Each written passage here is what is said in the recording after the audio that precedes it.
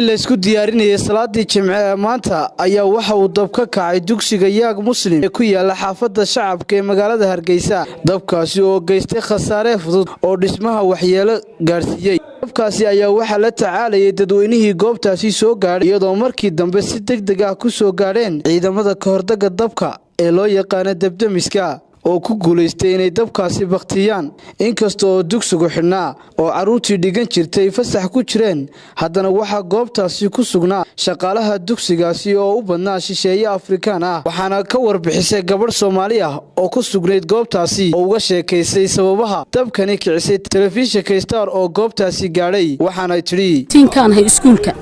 maadaama bari la furayana waan hoos fadhiyay weel baan xalayay inamaduna way shaqeynayeen ciid xagga dambe ku gurayeen waa la buuxay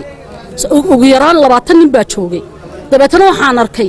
waxa igu soo daatay ciyaal baa dul marayay dusha sare meeshana way xasas badnayd dabeetana waxa dhacday in markii inamadu ay eryadeenan u yeeray inamadii Shariif iyo Axmedow ay wareegeen eryadeena in markay si carrayeen dab ku qabteen ilbiriqs buu dabkiiba ku kordhay marka ciyaal baa gudaha geedadkuna xaggan gudaha ma waa xagga dooxa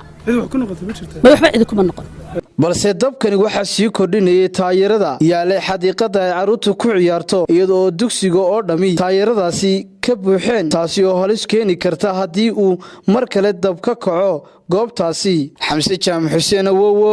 telefishinka caalamiga Star, Hargeysa.